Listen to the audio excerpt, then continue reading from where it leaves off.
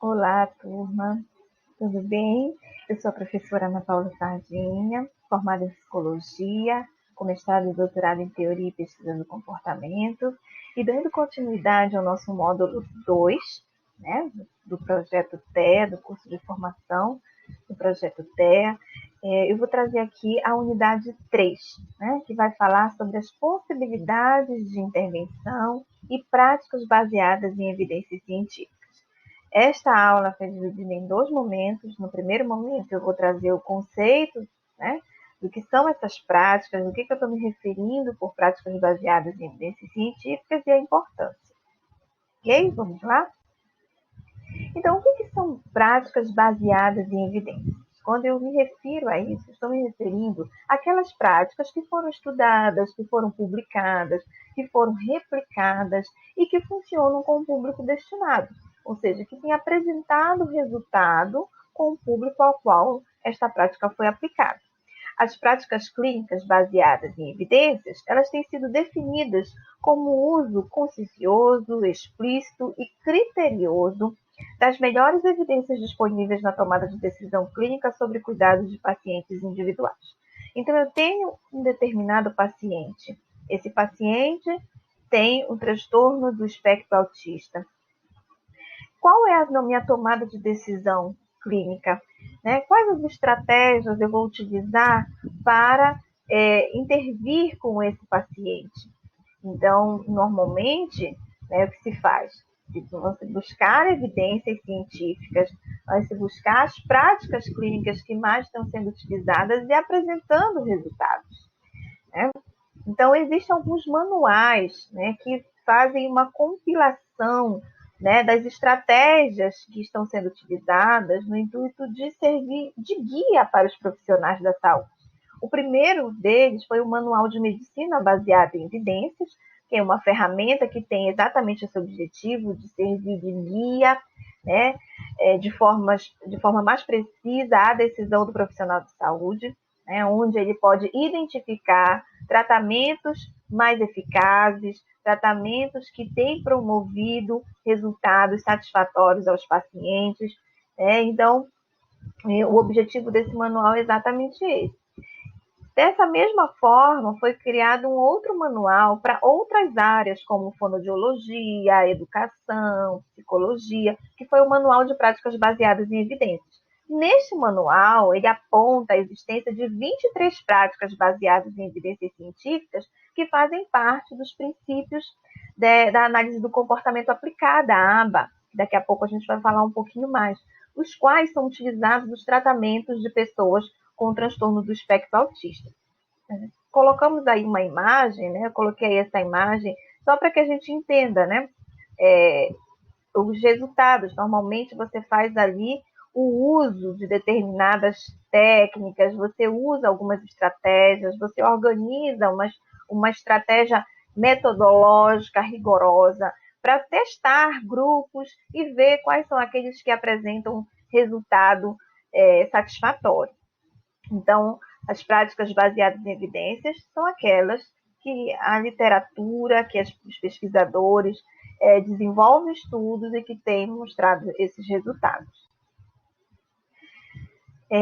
No material de vocês, a gente percebe que há uma descrição de alguns estudos importantes, né? Foi feita uma revisão sistemática da literatura, incluindo estudos publicados de 2012 e 2017. E aí você tem acesso a uma tabela com as práticas baseadas em evidências, definições, né, do que são essas práticas. E neles estão contidas informações sobre as 28 práticas que atualmente possuem evidência científica para atenção ao autismo. E elas, né, vocês vão observar que são práticas que estão aí trazendo uma evidência científica da ABA, da análise do comportamento aplicado. Então, o que é a ABA? Né? Um conjunto de técnicas derivadas de uma ciência, a análise do comportamento, uma ciência que tem uma base filosófica, o behaviorismo radical, e que investiga variáveis que afetam o comportamento humano. Para que a gente consiga compreender isso, a gente precisa se apropriar de alguns conceitos da análise do comportamento. Por exemplo, a análise funcional. Vocês estão vendo aí essa imagem, né? Com a representação de como os comportamentos estão relacionados, né? Estímulos antecedentes, o A aí representando os estímulos antecedentes, o B, behavior, comportamento, e o C, a consequência. Então, o comportamento, o que antecede, né, a emissão desse comportamento? E qual a consequência, né, esse indivíduo apresenta? Dependendo dessa história aí, né, de como isso acontece, de como essas variáveis ocorrem aí, isso vai afetar de uma maneira que muitas vezes comportamentos inadequados, considerados inadequados, são reforçados. Então, o que é feito dentro desse processo de intervenção a partir do uso da aba, né? O objetivo dessas intervenções é minimizar, né, ou eliminar, abolir os comportamentos considerados comportamentos problemas, né, e aumentar o que a gente chama de comportamentos pró-sociais, através da utilização de métodos experimentais e sistemáticos, de observação e mensuração do comportamento. Então, a aba, ela nos já traz, né, os estudos, eles são inquestionáveis, quando eles apontam exatamente a eficácia, né, desses métodos. Então, já existem muitas evidências científicas mostrando que dá certo, que os resultados são promissores. É importante que exista uma peculiaridade quando a gente fala da análise do comportamento, porque a gente entende o comportamento como uma função, né, como uma interação de variáveis ambientais, e aí a importância da análise funcional. O comportamento, ele é definido operacionalmente, então a gente faz uma avaliação a partir dessas observações, né, sistemáticas, a mensuração do comportamento, a gente faz, o que a gente faz? A gente vai avaliar com que frequência determinado comportamento ocorre, a duração desse comportamento, o tempo de resposta daquele indivíduo para determinada ocorrência de determinado comportamento, que a gente chama de latência, né? Então, esse olhar, né, ele é fundamental para que, de fato, se esteja fazendo aba, né? Então, práticas de reforçamento diferencial, né, por exemplo, dar uma função para outros comportamentos no intuito de enfraquecer a resposta daqueles comportamentos que são considerados inadequados. Então, são estratégias utilizadas para a extinção de comportamentos problema, né?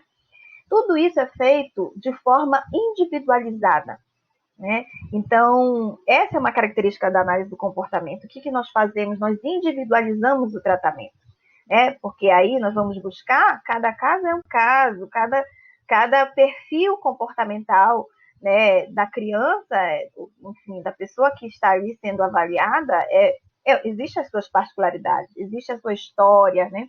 Então, o que se busca? Promover a aprendizagem de habilidades funcionais, né? Daquelas habilidades que são consideradas socialmente relevantes, né?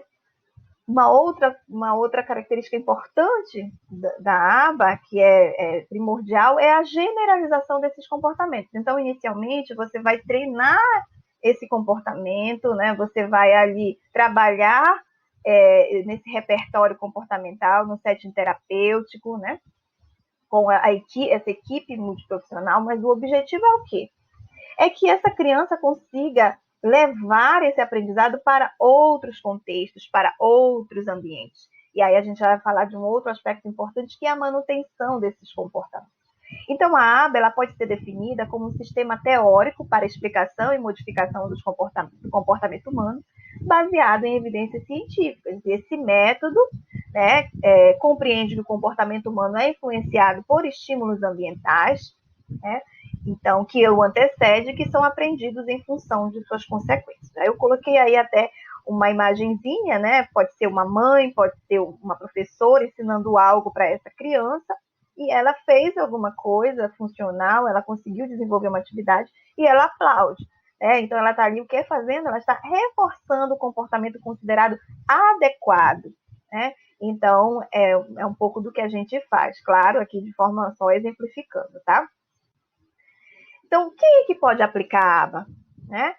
É muito importante a gente ter essa compreensão.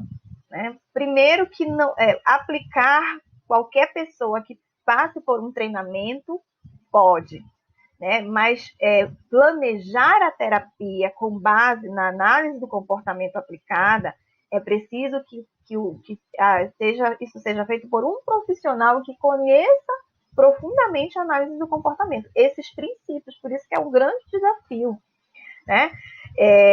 Normalmente, quem é que tem esse conhecimento? Na maioria são profissionais da psicologia, profissionais que têm especialização em terapia comportamental ou mestrado em psicologia experimental ou em análise do comportamento, né? Então, esse é um grande desafio. A aplicação é que pode ser feita por qualquer pessoa que passe por um treinamento com o profissional ABA, para que conheça os métodos, que conheça exatamente tudo que envolve, né, o processo, né, para a aplicação do ABA de forma correta. Em relação ao transtorno do espectro autista, de modo geral, o tratamento é bastante intenso e abrangente, né? Então, ele conta com a participação não só desses profissionais, mas também dos familiares, dos cuidadores dessas pessoas, né? A avaliação é feita inicialmente uma avaliação, né, comportamental, né, das habilidades que essa pessoa possui, e a partir daí é traçado um plano terapêutico, que eu falo exatamente dessa característica da análise do comportamento, que ela individualiza, né? O tratamento ele é individualizado, não existe um pacote pronto do como fazer, que vai servir para uma criança e vai servir para outra, tá? No contexto escolar, é essencial criar condições necessárias para que a mesma obtenha as mesmas condições de aprendizagem para os demais estudantes, sendo que a aplicação dos princípios ABA poderão ser estendidos também a este ambiente. É muito importante a gente entender que o ABA não beneficia só as pessoas autistas, né? Ela também, existem evidências para o tratamento de outras pessoas, para o desenvolvimento de habilidades que não conste no repertório comportamental de determinado indivíduo. Então, ela traz benefícios que vão além, né, da sua relação ao TEA. Por quê? Então, os programas baseados na ABA exigem a verificação detalhada desses fatores ambientais e sua interferência nos comportamentos da criança ou pessoa com TEA. Né? Como está sendo determinante para a emissão, o que está sendo determinante para a emissão de tal comportamento? Por isso que a gente fala lá da análise funcional, né? Dessa compreensão, né, dos estímulos que estão relacionados à emissão de determinado comportamento.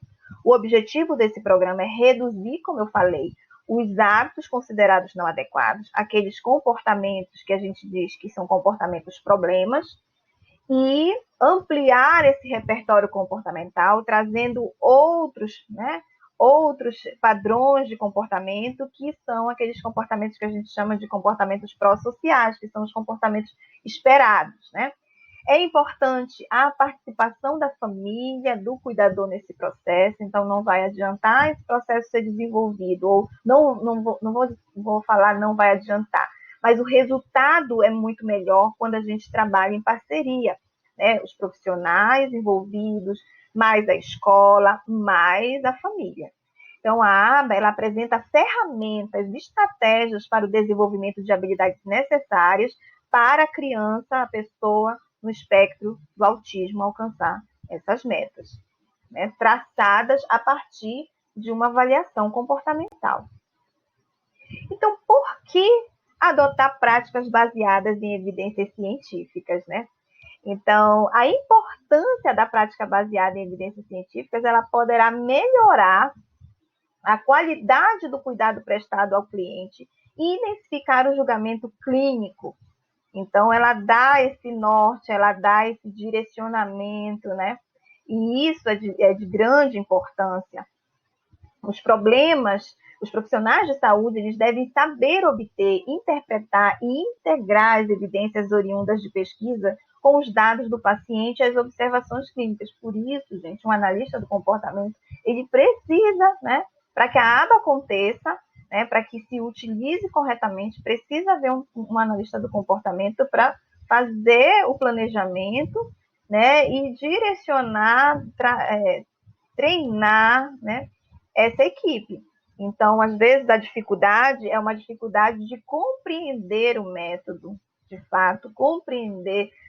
Nós, analistas do comportamento, viemos obtendo essa formação desde a nossa graduação.